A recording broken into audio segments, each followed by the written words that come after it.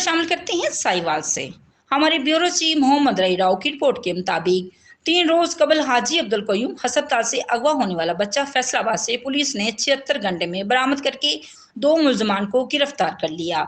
Sahiwal government Haji Abdul Qayyum अस्पताल से नौमलूद अगवा होने वाला बच्चा फैसलाबाद से पुलिस ने बाजियाब करवा लिया।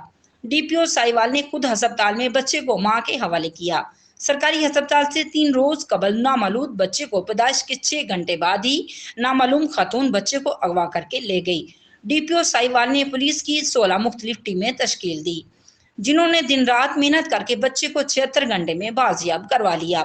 अगवा करने वाली खातून और इसका साथी बच्चे को लाहौर, चनियोट और फैसलाबाद के मुख्तलिफ इलाकों में लेकर घूमते रहे, जिसके बाद इन्हें फैसलाबाद से गिरफ्तार किया गया।